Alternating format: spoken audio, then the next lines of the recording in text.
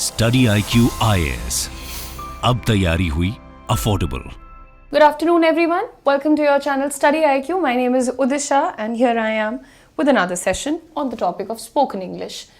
You know what the trouble with communication is? The trouble with communication is that anybody, at least in our country, anybody who can speak good English, who is probably fluent in English, automatically draws a conclusion that I'm a good communicator. And well, that's a joke, you know. Just because you can speak a certain language very well does not make you a good communicator. Communication is not only about your language and certainly not about your words. Communication is a whole different game and it involves a lot of things. It is a blanket statement. You know, the problem that some of us might have faced, you must have seen the native English speakers belittling somebody for the way they speak English, right? To them, what do we say? हम उन्हें क्या बोलते हैं कि यार किसी की अंग्रेजी का मजाक नेटिव इंग्लिश स्पीकर्स क्यों नहीं बना सकते? क्योंकि जो बंदा गलत अंग्रेजी बोल रहा होता है वो नेटिव इंग्लिश स्पीकर नहीं होता है, वो उसकी सेकंड या प्रॉब्ली थर्ड लैंग्वेज होती है। और उस पॉइंट पर अगर वो गलत अंग्रेजी बोल रहा है तो उसका मतलब ये नहीं है कि वो कम्युनिकेट नहीं कर पा रहा है, वो आपकी लैंग्वेज नहीं बोल पा रहा है। और इसीलिए ये कहना भी बिल्कुल गलत है कि मैं अच्छी अंग्रेजी बोल लेती हूँ तो मैं बहुत अच्छी कम्युनिकेटर हूँ। कम्युनिकेशन का सबसे पहला रूल होता है आपके ऑडियंस को कैसा महसूस होता है जब आप बात करते हैं। When you communicate, how do you make your audience feel? What do you make them feel? Do you first of all make them feel valued? Do you make your story very relatable? Are you able to probably convince them and probably try and make them believe on whatever you are saying? There are a lot of things that we need to work on as a communicator. We need to understand communication is a blanket term for a lot of other things. Your facial expressions, your tone, your pronunciation, your body language, your awareness on a certain topic, everything comes under that. And hello ma'am, do you know English? Yeah, a little bit. Thank you for asking, Nitesh. I know a little bit of English. Thank you. I know Hindi very well though. All right. Anyway, so but apart from that discussion that we had, just because you know English does not make you a good communicator, and just because you don't know English doesn't either make you a bad communicator, okay? So don't associate communication with one language, I would say. But yes, whenever you are speaking a language, whenever you're writing a language, you must try and be good at it. You at least have to try to pronounce the words properly. You have to know some advanced words. You need to have some basic simplified words because you have to achieve clarity. Right clarity के लिए हमारे पास अच्छे phrases, अच्छे शब्दों का होना बहुत ज़रूरी होता है। When we are writing stuff, generally हम वही घिसे पिटे ओवर एक्सप्लॉइटेड वर्ड्स को यूज़ करते रहते हैं हर जगह पर।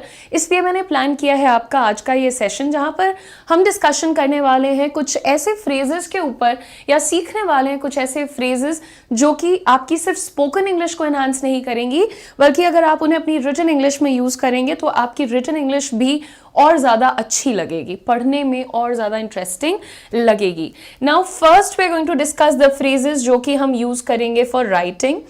आप डेफिनेटली इनको बोलने के लिए यूज़ कर सकते हैं, बट आई होप आपको ये फ़र्क पता है कि कुछ चीज़ें होती हैं जो हम बोलते वक्त बोलते हैं बट लिखते वक्त वैसे नहीं लिखते हैं, राइट?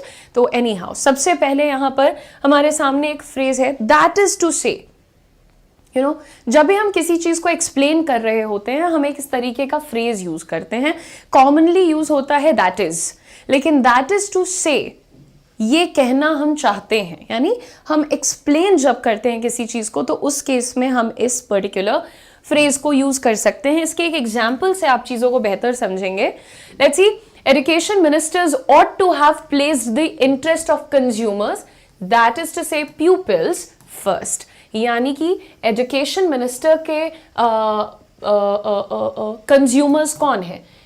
एजुकेशन मिनिस्टर्स के कंज्यूमर्स कौन है? दैट इज टू से द स्टूडेंट्स। जो लोग भी एजुकेशन को कंज्यूम कर रहे हैं वो प्यूपल्स हैं, द स्टूडेंट्स, राइट? सो जब आप किसी चीज़ को एक्सप्लेन करना चाहते हैं, सिंप्लीफाई करना चाहते हैं, वहाँ पर आप यूज़ कर सकते हैं अपना फ्रेज दैट इज टू से। Right. So, okay, today I'm going to probably see what all you have to offer in the comment section. Shikhar Shukla, please elaborate. थोड़ा और डिटेल में बात करिए इस बारे में, आपके पास टाइम है. Carry on. ठीक है, चलिए नेक्स्ट देखते हैं. ये जो आपको यहाँ पर एक फ्रेज है और दो वर्ड्स हैं. More over, further more, another key thing to remember. जब भी हम कोई इंफॉर्मेशन एक ऑलरेडी प्रेजेंटेड इंफॉर्मेशन में या एक already presented piece of information में ऐड करना चाहते हैं, तब हम यूज कर सकते हैं मोर ओवर, फर्दर मोर, या फिर एक ऐसा phrase another key thing to remember, यानी याद रखने वाली एक और बात है. तो ये आपके रिटन इंग्लिश में बड़े काम आएंगे. लिखते वक्त ये चीज़ों की क्वालिटी को और एनहांस कर देते हैं. एग्जाम्पल देखिए, furthermore there is evidence to suggest that, यानी कि आपने कोई क्लेम किया कि author A was the culprit, author A was guilty of missing out on certain facts, and then you say furthermore there is evidence to suggest that. इसी के साथ साथ हमारे पास सबूत है ये साबित करने के लिए कि जो भी कुछ आप आगे कहना चाहते हैं. बिल्कुल इसी तरीके से आप यूज कर सकते हैं moreover there is evidence to suggest that, and then the third one is another key thing to remember is that we have evidence to suggest that. एक जरूरी चीज जो कि याद रखनी चाहिए हमें, वो हम बताते हैं कुछ इन फ्रेजेस या वर्ड्स की मदद से. The next one is not to mention, to say nothing of, यानी कोई ऐसी चीज जो understood है. कभी कभी हम कहते हैं कि कोई भी ऐसी बात हम बोलते हैं जिसमें हमारा कोई अगला पॉइंट जो है वो ऑलरेडी एक्सपेक्टेड होता है, अंडरस्टूड होता है. राइट, अंडरस्टूड जो रहेगा उसके पहले आप लगाइए नॉट टू मेंशन. राइट, हम कहते हैं कि a lot of people are benefiting from education, not to mention the students, यानी बहुत सारे लोगों का एजुकेशन से फायदा हो रहा है. नॉट टू मेंशन यानी अंडरस्टूड है कि स्टूडेंट्स भी कर रहे हैं. सो जब आप एक चीज को ऐड करना चाहते हैं और साथ ही साथ ये कहते हैं कि अरे ये तो अंडरस्टूड है, ये तो पहले से तुम्हें पता है, तब आप वहां पर यूज कर सकते हैं इस तरीके के फ्रेजेस को, नॉट टू मेंशन और टू से नथिंग ऑफ. इसका एग्जाम्पल सेंटेंस क्या होगा? The war caused unprecedented. Unprecedented word का अर्थ समझते हैं क्या? अनप्रेसिडेंटेड का मतलब होता है जो कभी किसी ने सोचा नहीं था, जैसा कभी किसी ने सोचा नहीं था, जैसा कभी किसी ने देखा नहीं था, उसके लिए भी यूज होता है. और उसका एक वर्ड और होता है अनफोरसीन, जो कभी किसी ने सोचा नहीं था कि ये हो सकता है. राइट, तो वहां से आता है the war caused unprecedented suffering to millions of people, not to mention its impact on the country's economy. Right everyone, ये आपका जो फ्रेज है not to mention its impact on the country's economy. जो युद्ध हुआ था उसने बहुत सारी परेशानियां कॉज करी मिलियंस ऑफ लोगों के लिए, और अंडरस्टूड है कि इसका प्रभाव, इसका नेगेटिव इम्पैक्ट और कहां पर पड़ा भाई? कंट्री की इकोनॉमी पर भी पड़ा. Cool. Let's see the next one. Before we move on to the next few phrases, I would like to tell you all कि कल से आप लोगों का बैच स्टार्ट हुआ है skilling. In this batch, we're working on your spoken English and your overall communication skills. Along with that, हम आप लोगों की body language and personality development पर भी काम शुरू कर रहे हैं. So all those people who wish to be a little more confident, those people who probably feel a little hesitant while speaking, people who are not very sure of their pronunciation or maybe their tone or maybe their presentation skills in general, they must, आप सभी लोगों को ये बात ज़रूर checkout करना चाहिए. इस बैच का नाम है skilling. This is available on studyiq.com. Also इसका डायरेक्ट लिंक हमने आपके आपके चैट बॉक्स में अटैच कर दिया है. You can click on that and you can use your code UMLIVE to get maximum discount, and your final price is going to be 799 rupees. Let's move on and see what do we have next. Then again, कभी कभी हम किसी बात में कुछ चीज़ें और add करना चाहते हैं और कॉन्ट्रास्ट बताना चाहते हैं, यानी थोड़ा सा ऑपोजिट कुछ. Very nice. एनीवे, सो जब हमें किसी चीज़ का कुछ ऑपोजिट बताना होता है तब हम यूज करते हैं हमारा phrase then again. Then again, मान लीजिए मैंने कहा कि all the students are very well behaved. Then again, there is a person named ride on zero. यानी कि मैं कुछ कॉन्ट्रास्ट बता रही हूं. मैंने क्या कहा? सभी छात्र बहुत वेल मैनर्ड हैं, डिसिप्लिन्ड हैं. Then again contrast, ride on zero भी तो एग्जिस्ट करते हैं, यानी सभी डिसिप्लिन्ड नहीं है. Well, let's see another example here. Reading is the easiest way to become successful. Then again, contrast बता रहे हैं आप. Everyone has a different opinion on what is success. सभी लोगों का कोई अलग नजरिया होता है कि सक्सेस क्या है. मेरे लिए शायद सक्सेस हो सकता है कि एक स्मूथ लाइफ, इजी लाइफ, बहुत ज़्यादा पैसा, शोहरत, फेम नहीं. बट किसी और के लिए सक्सेस का डेफिनेशन कुड बी पैसा, शोहरत, etcetera, right? So this is how you use your phrase and I know these are very good. Start using them. Now move on. In view of, in light of, जब आप किसी fact पर, किसी important event पर, किसी भी चीज़ पर प्रकाश डालते हैं, when you're shedding light on something which is very very important, you can use these phrases. Even while talking, if you use these, you would automatically sound pretty good. ठीक है? Moving on. Example देखते हैं. In light of the evidence from 2013 study, we have a better understanding of XYZ. यानी कि इस study को, इस research को मद्देनज़र रखते हुए, उसको रेफर करते हुए हमारे पास XYZ टॉपिक की अब एक बेहतर अंडरस्टैंडिंग है, समझ है. So you can use this particular phrase either of the two. जब आप किसी एक पर्टिकुलर चीज़ को रेफर करना चाहते हैं, उस पर और प्रकाश डालना चाहते हैं, etc. Moving on, the next one is notably and significantly, and also it is worth noting that. अगर कोई चीज़ आपके लिए बहुत इंपॉर्टेंट है तो आप कैसे मेंशन करेंगे? Actual figures are notably absent from scholar A's analysis. अगर आप कहना चाह रहे हैं कि जो रियल फिगर्स हैं या रियल फैक्ट्स हैं वो लेट अस से स्कॉलर ए के एनालिसिस से मिसिंग है, तो ये तो एक बहुत बड़ी बात हुई, राइट? तो ज़रूरी बात क्या है यहाँ पर कि स्कॉलर ए ने फैक्ट्स को ओमिट किया है, गायब किया है, मिस किया है. तो आप उस चीज़ पर जब अगेन दबाव डालना चाहते हैं, उसको थोड़ा हाईलाइट करना चाहते हैं, तो आपको कहना चाहिए या यूज़ करने चाहिए words like notably and significantly and it is worth noting that. जैसे आप नोटेबली को आप सेंटर में यूज़ करते हैं, लेकिन significantly is always used in the beginning of the sentence because this is a sentence adverb. Now you see, actual figures are absent from scholar's analysis के पहले हमने कहा significantly. Significantly, important enough to notice, it is worth noting that actual figures are absent from scholar A's analysis. Right, everybody? Now I'm going to specifically be talking about some sentences that you should be using only while speaking. बात करते हुए ज़्यादा cordial, ज़्यादा polite, ज़्यादा refined कैसे sound करते हैं, उसके लिए कुछ general sentences हैं यहाँ पर. Let's see. I see where you're coming from, but I respectfully disagree with that perspective. Now this is a long sentence, but पता है ये sentence कर क्या रहा है? सिर्फ ये कह रहा है कि आपका जो भी नज़रिया है या आपकी जो भी राय है, ओपिनियन है, उससे मैं डिफ़र करती हूँ, वो मेरी राय से अलग है. तो आप किसी से लड़ें या झगड़ें या रूड हो जाएं, अटैकिंग हो जाएं, not important. You can be polite and still show your disagreement.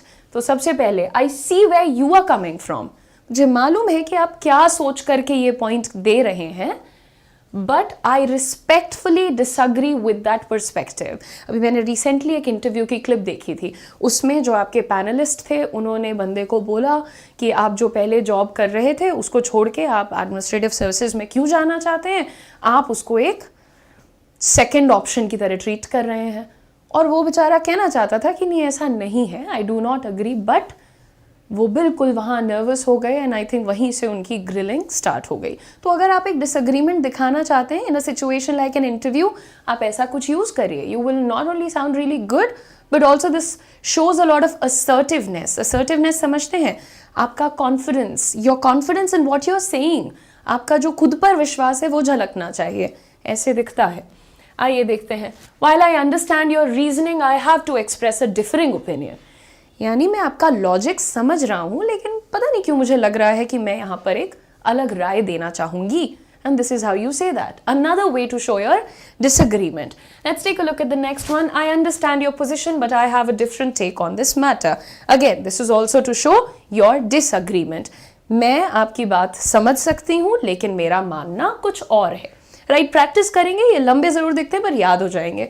Your point is well taken and aligns with my thoughts on the subject.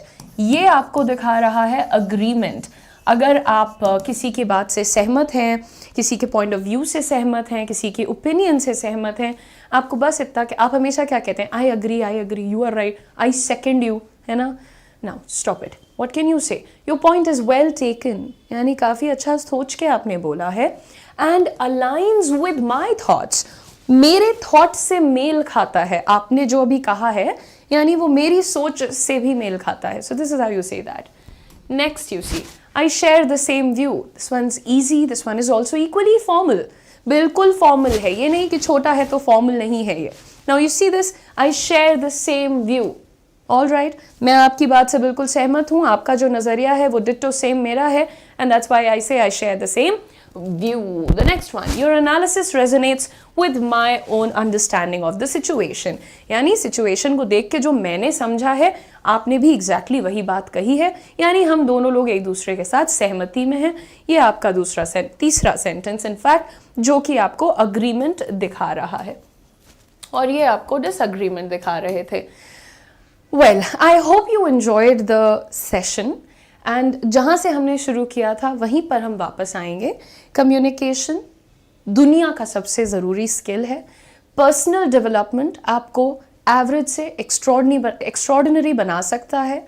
इसके ऊपर डाउट करना, इसके विषय में एम्बिग्विटी क्रिएट करना कोई अच्छी चीज़ नहीं है। आपको मालूम है कि कोई भी इंसान जो खुद में कॉन्फिडेंट है, कोई भी इंसान जो खुद अपनी बात को रख सकता है, वही इंसान अपने लिए एक बेहतर फ्यूचर क्रिएट कर सकता है। सेकंड ऑप्शन ये होता है कि आप दूसरे के द्वारा दी गई लीडरशिप को फॉलो कर लीजिए, राइट। तो जो दूसरे को फॉलो करता है वो लीडर नहीं होता, right. So if you want to become something on your own, you will have to work on your personality, you will have to work on your communication and a lot of other things, और भी बहुत सारे ज़रूरी skills होते हैं। लेकिन क्योंकि अभी फ़िलहाल आपके लिए, आपके कम्युनिकेशन स्किल्स के लिए, आपके ओवरऑल पर्सनैलिटी डेवलपमेंट के एक बहुत बड़े पार्ट के लिए आपका बैच स्किलिंग यहाँ पर है, और ये बैच की आज पहली क्लास होगी। कल इसका इंट्रोडक्शन सेशन हुआ था, orientation kind of something, ice breaking session जिसको आप कह सकते हैं। और अगर आप इस बैच में जुड़ना चाहते हैं तो आपको कुछ नहीं करना है, चैट बॉक्स में एक लिंक है इस प्रोडक्ट का, उस पर क्लिक करना है, और मैक्सिमम डिस्काउंट के लिए आपका कोड है UM Live।